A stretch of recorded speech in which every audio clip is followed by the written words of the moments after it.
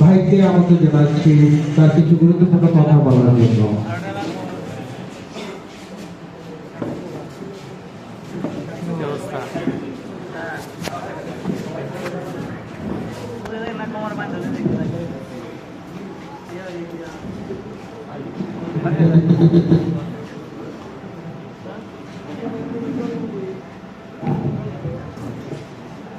আসসালামু আলাইকুম। ভালো আছি সবাই? আবার একটু বলি, ভালো আছি সবাই? আলহামদুলিল্লাহ।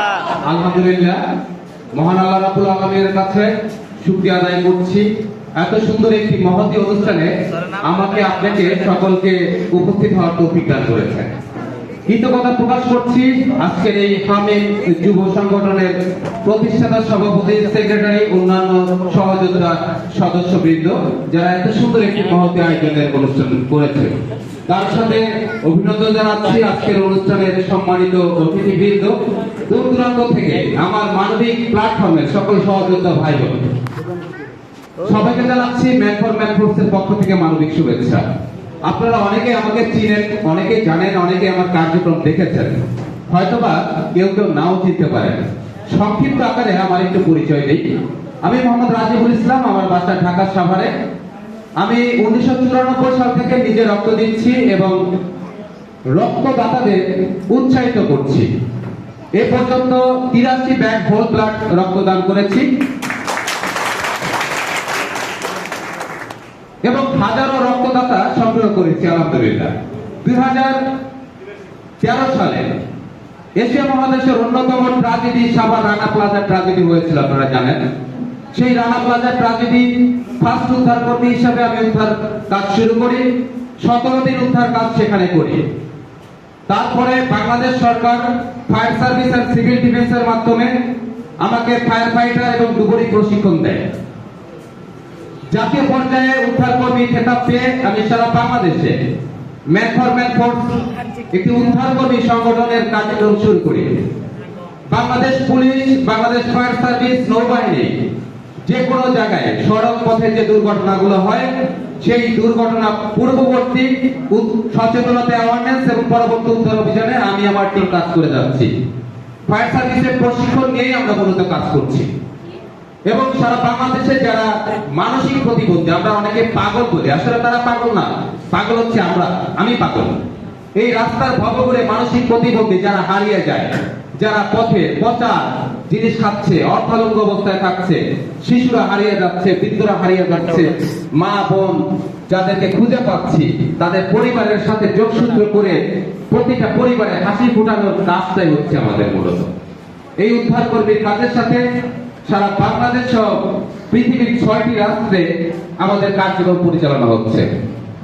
করোনা প্রাককালে সারা বিশ্বে যখন মহামারী আক্রান্ত হয়েছিল, বাংলাদেশের প্রাদুর্ভাব যখন হয়েছে, ম্যান ফর ম্যান ফোর্সের মাধ্যমে যারা করোনায় আক্রান্ত হয়ে মৃত্যুবরণ করেছিলেন তাদের গোসল কবরস্থ আমরা ব্যবস্থা করেছি। 260 জন মৃত ব্যক্তির কবরস্থ গোসল করেছি আলহামদুলিল্লাহ। তো আজকে আমি এসেছি কয়েকটি মেইন পয়েন্ট আমি তুলে ধরবো। আমরা যারা রক্তদাতা আছি, রক্ত যোদ্ধা আছি, বিশেষ করে বিভিন্ন হাসপাতালে দেখা যায় একজন স্বেচ্ছাসেবী রক্তদাতা যখন রক্ত দেওয়ার জন্য যায় তখন ক্রস ম্যাচিং এর নামে 1.5 থেকে 2 ঘন্টা তাকে বাহিরে দাঁড় করিয়ে রাখে। এটা তীব্র প্রতিবাদ জানাতে হবে। বিশ্ব ব্লাড ব্যাংকের নিয়ম হচ্ছে সর্বোচ্চ 45 মিনিট সময় নেবে ক্রস ম্যাচিং এ। সেখানে একজন রক্তদাতাকে অসম্মান দেখিয়ে বলে যে ক্রস ম্যাচিং করা হবে, আপনি 1 ঘন্টা ঘুরে আসেন। কেন ঘুরে আসবে? আপনার প্রতিষ্ঠানে শুয়ে থাকার ব্যবস্থা করে দেন, আপ্যায়নের ব্যবস্থা করে দেন, ন্যূনতম একটা স্যালাইন পানির ব্যবস্থা করে দেন। কিন্তু সারা বাংলাদেশের বিভিন্ন হাসপাতালে দেখা যাচ্ছে এই ক্রস ম্যাচিং এর নামে 1.5 থেকে 2 ঘন্টা একজন স্বেচ্ছাসেবী রক্তদাতাকে সময় নষ্ট করতে হচ্ছে। এটার তীব্র প্রতিবাদ প্রত্যেকেরই করতে হবে যার যার অবস্থান থেকে। আরেকটা জিনিস দেখা যাচ্ছে, কিছুদিন আগে টাঙ্গাইলে ঘটেছে, তারপরে কিছুদিন আগে এই গাজীপুর সদরে ঘটেছে। একজন রক্ত দিয়েছে, রক্তের ব্যাগ ফ্লোরে রাখা হয়েছে। এই রক্ত আল্লাহর দান, কোনো মানুষ তৈরি করতে পারে না। যে বিশ্বে, যে দেশে এক বোতল পানি কিনতে লাগে 20 টাকা, সেখানে 450 গ্রাম রক্ত দিচ্ছে স্বেচ্ছায় নিজের শরীরের 90 দিনের হাজার হাজার টাকা খাদ্য খেয়ে আমরা মাদক সেবন না করে, অন্যায় কাজ না করে পরিশুদ্ধ যে রক্তটা স্বেচ্ছায় দান করছি, সেই রক্তটা কেন মাটিতে রাখা হবে? সেই মাটি আমাদের কান্না পায় যখন এক ব্যাগ রক্ত ফ্লোরে রাখা হয় ব্যাগটা। প্রত্যেক স্বেচ্ছাসেবী রক্তদাতাকে বলছি, আপনি যখন রক্ত দিবেন তখন খেয়াল রাখবেন আপনার এই রক্তের ব্যাগটা যেন 1 ইঞ্চি ফ্লোর থেকে উঁচুতে রাখা হয়। এটা আমাদের নৈতিক দায়িত্ব, এটা ইমানি দায়িত্ব। এই রক্তটাকে অসম্মান করলে আল্লাহর আরশ পর্যন্ত কেঁপে যাবে, কারণ এই রক্ত আল্লাহর দান। আমরা কাজ করি আল্লাহকে রাজি খুশি করার জন্য, আমরা কাজ করি নিজের মনে তৃপ্তি পাওয়ার জন্য।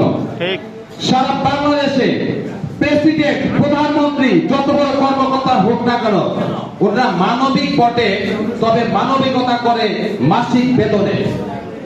আমরা একমাত্র স্বেচ্ছাসেবীরা মানবতার কল্যাণের দুর্বার গতিতে ঘোড়ার নিয়ে দৌড়ে ছুটে যাচ্ছি স্বেচ্ছায়।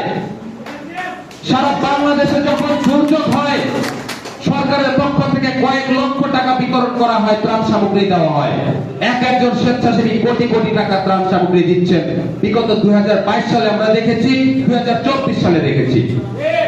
যখন আগুন লাগে, ফায়ার সার্ভিস আসার আগে স্বেচ্ছাসেবীরা কিন্তু সেখানে প্রাথমিকভাবে যে আগুন নিয়ন্ত্রণের কাজটা সেটাই করছে। একজন সরকারি কর্মকর্তা যদি আহত হয়, নিহত হয়, তাদের জন্য সরকার অনেক কিছু করছে। বাংলাদেশে একজন স্বেচ্ছাসেবী বিগত সময়ে দেখেছি রক্ত দিয়ে বাড়িতে ফেরার পথে রাত্রে অ্যাম্বুলেন্স দুর্ঘটনায় কিংবা গাড়ি দুর্ঘটনায় নিহত হয়েছে। কে কতদিন মনে রেখেছি, কে কয়বার তার পরিবারের তার মা বাবাকে জিজ্ঞাসা করেছি যে ভাই রাজীব ভাই তো রক্ত দিয়ে গেল, রাজীব ভাই রাস্তায় দুর্ঘটনায় অ্যাক্সিডেন্ট করেছে, মরে গেছে, আহত হয়েছে, আপনি কেমন আছেন? তাকে কোথায় কবর দেওয়া হয়েছে একটু দেখতে যাব। কয়দিন জিজ্ঞাসা করা হয়েছে রাজীবের মা কেমন আছে, রাজীবের বাবা কেমন আছে, রাজীবের সন্তানরা কেমন আছে? কেউ জিজ্ঞাসা করেনি। বাংলাদেশ সরকার স্বেচ্ছাসেবীদেরকে ব্যবহার করছে। মনে রাখবেন, স্বেচ্ছাসেবী খোলা নয়।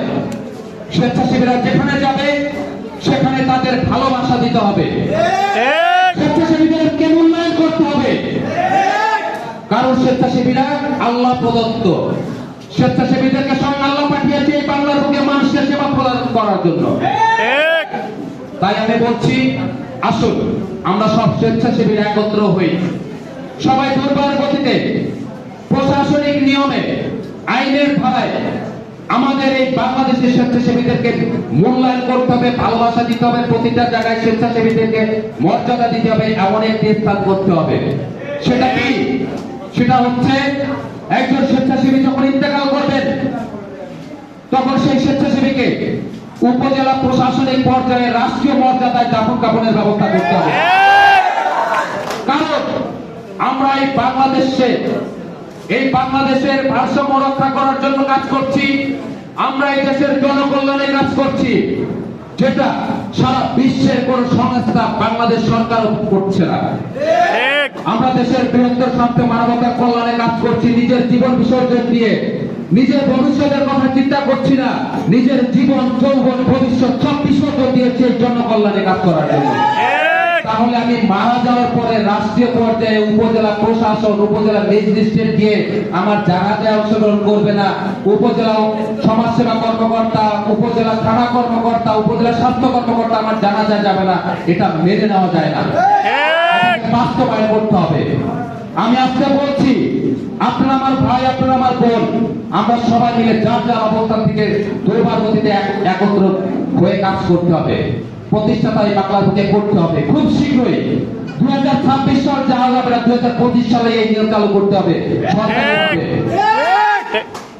আমাদের স্বেচ্ছাসেবী প্ল্যাটফর্মে অনেক স্বেচ্ছাসেবী ভাই বোনেরা আছে, অনেকেই সংগঠনের প্রতিষ্ঠাতা, সভাপতি, সেক্রেটারি আছে। কিন্তু আমি বলতে চাই, যারা কয়েক বছর আগে দেখেছি এক ব্যাগ এ পজিটিভ রক্তের জন্য বিটিভির হেডলাইনে লেখা উঠতো একজন মুমূর্ষু রোগীর জন্য এক ব্যাগ এ পজিটিভ রক্তের দরকার। আজকে বাংলাদেশে কোথাও দুর্ঘটনা ঘটলে হাজার হাজার স্বেচ্ছাসেবীরা দৌড়ে ছুটে যাচ্ছে রক্ত দেওয়ার জন্য। রক্তের অভাব হচ্ছে না সেখানে। অনেক হাসপাতালে রক্ত বিক্রি করা হচ্ছে, এগুলো মনিটরিং করতে হবে। একজন ডাক্তার বলতেছে হিমোগ্লোবিন আছে 11, সিজার হবে, রক্ত লাগবে 2 ব্যাগ 3 ব্যাগ, কিন্তু না, ডাক্তারি সাজেশন হচ্ছে 6 পয়েন্ট হিমোগ্লোবিনের নিচে আসলে ডেঞ্জারাস পয়েন্ট, তাকে রক্তের প্রয়োজন হবে। সিজারের ক্ষেত্রে 9 পয়েন্ট হিমোগ্লোবিন থাকলে তার রক্তের প্রয়োজন তেমন একটা হয় না। আমার স্ত্রীকে দিয়ে আমি বাস্তবতায় দেখেছি। আমার স্ত্রী দ্বিতীয় সিজারের সময় 9 পয়েন্ট হিমোগ্লোবিন ছিল, ডাক্তার বলেছে রাজুল ভাই আপনি যেহেতু আছেন আপনাকে রক্তের কথা বলবো না, আমি জানি আপনি 2-3 জন রেডি রেখেছেন। আলহামদুলিল্লাহ আমি রেডি রেখেছিলাম, কিন্তু আমার স্ত্রীর রক্ত লাগে নাই। তাহলে আপনার স্ত্রীর কেন লাগবে 11 পয়েন্ট থাকলে? এগুলো হচ্ছে ব্যবসা। বলে যে সিজারের সময় হাসপাতালে অপারেশন থিয়েটারের ভিতরে রক্ত 2 ব্যাগ দিয়ে দিচ্ছে, 1 ঘন্টার ভিতরে 2 ব্যাগ রক্ত কিভাবে দেয় একজন সিজারের রোগীকে? এগুলো চিন্তা করতে হবে, এগুলো ব্যবসা। এই রক্ত ব্যবসায়ীদেরকে বন্ধ করতে হবে। আমাদের স্বেচ্ছাসেবীদের ভিতরে অনেকে স্বেচ্ছাসেবী পরিচয় দিয়ে মসজিদে যেরকম জুতা চুরি হয়, অনেকে বলে যে মুসলমান জুতা চুরি করে, না, মুসলমান নামাজিরা জুতা চুরি করে না, জুতা চুরি করে জুতা চোর। ঠিক তেমনি এই রক্ত নিয়ে যারা ব্যবসা করছে, বলে যে আমি গাজীপুরে আছি, আমি সাভার আছি, রক্ত দিতে যাবো, আমি একজন রক্তদাতা, আমার এ নেগেটিভ রক্ত, আমি স্টুডেন্ট মানুষ, আমার কাছে টাকা নাই, কিভাবে যাবো, আমার গাড়ি ভাড়া দেন ভাই। সাথে সাথে রোগীর লোক 500-1000 টাকা দিয়ে দেয়, গাড়ি ভাড়ার নাম করে সেই টাকাটা যখন বিকাশে পেয়ে যায় মোবাইল বন্ধ করে রাখে। না হয় স্বেচ্ছাসেবীরা রক্ত বিক্রি করে, স্বেচ্ছাসেবীরা টাকা নিয়ে আত্মসাৎ করেছে। কিন্তু এইগুলো আপনার মতনই কিছু স্বেচ্ছাসেবী নামধারী, তারা স্বেচ্ছাসেবী না। এদেরকে জানতে হবে, খুঁজে বের করতে হবে প্রশাসনিক ভাবে। আমাদের এখানে মানবিক ভাই জাহাঙ্গীর আলম ভাই, উনি আমাকে কতটুকু জানেন চিনেন আমি জানি না, আমি ওনাকে ফলো করি অনেক আগে থেকে, খুব ভালোবাসি আমি ওনাকে। জাহাঙ্গীর ভাই পুলিশ প্রশাসনে আছে, ওনার আমি অনুরোধ করবো আজকে সরকারি ভাবে নয়, কোন আইনের নিয়মে নয়, মানবিক দৃষ্টিকোণ থেকে, যেহেতু মানবিক মানুষ, মানবিক দৃষ্টিকোণ থেকে মোবাইল ট্র্যাকিং এর অপশন কিন্তু আপনার কাছে হয়তো বা আছে। আমাদের এই হামিদ গ্রুপের পক্ষ থেকে কেউ যদি আপনাকে ফোন করে বলে যে ভাই রক্ত দেওয়ার কথা বলে 500 টাকা দিয়ে ব্ল্যাকমেইল করেছে, প্রতারণা করেছে, দয়া করে আপনি সেই মোবাইল ট্র্যাকিংটা করে আমাদেরকে ঠিকানাটা দিবেন। বাদ বাকি টাকা একজন রক্তদাতা যে প্রতিবাদ করবে না, যে এই রক্ত বিক্রি নিয়ে এই অন্যায় কাজের সাথে জড়িত হবে, রক্ত বিক্রেতাকে ধরে যা মন চায় তাই করবেন। জাহাঙ্গীর ভাইয়ের কাছে অনুরোধ রইল মানবিক প্ল্যাটফর্মের পক্ষ থেকে ট্যাকিং এর ব্যাপারে আপনি পার্সোনালি ভাবে আমাদেরকে সহযোগিতা করবেন ইনশাআল্লাহ। তো যাই হোক বন্ধুরা, সবাই ভালো থাকবেন। আমি বক্তব্য দিতে গেলে আসলে অনেক সময় লাগে, কারণ অনেক কথা ভিতরে আসতে বলতে পারি না, কয়েকটা পয়েন্ট বলছি। স্বেচ্ছাসেবী সবাই সবাইকে ভালোবাসবেন, যারা সিনিয়র তাদেরকে মূল্যায়ন করবেন। আলহামদুলিল্লাহ আপনাদের ভালোবাসা, আপনাদের মূল্যায়ন আমি পাচ্ছি, কিংবা আমিও ভালোবাসি। যতদিন জীবিত থাকবো ততদিন আপনাদেরকে ভালোবেসে যাবো, আপনাদের সাথে থেকে হাতে হাত রেখে বুকে একসাথে মিলেমিশে চলে আমি কাজ করতে চাই। আমাকে সাথে রাখবেন। আপনাদের সংগঠনের সর্বনিম্ন যে সদস্য আছে সেই সদস্য পদ আমাকে করবে, সমস্যা নাই। আমি ওই সভাপতি সেক্রেটারি বরাদ্দ করতে চাই না, আমি চাই কাজ। মিছিল মিটিং চাই না, মানববন্ধন চাই না, আমি চাই কাজ। যেখানে কাজ আছে আমাকে ডাকবেন, সারা বাংলাদেশের সব জায়গায় আমি যেতে প্রস্তুত আছি ইনশাআল্লাহ। আর যে কোনো বিষয়ে আমাকে ডাকলে সাথে পাবেন। সবার সুস্বাস্থ্য দীর্ঘায়ু কামনা করছি। এই দুনিয়াতে আমাদের প্রবাসী ভাই বোনেরা অনেকেই আছেন, কিংবা বাংলাদেশের বিদেশি ভাই বোনেরা অনেক মানবিক আছেন, অনেকে অসুস্থ, তাদের সুস্থতা কামনা করছি। যারা ইন্তেকাল করেছেন তাদের সবার বিদায় আত্মার মাগফিরাত কামনা করে আজ এখানে এই অনুষ্ঠানের সফলতা কামনা করে বিদায় নিচ্ছি। আসসালামু আলাইকুম।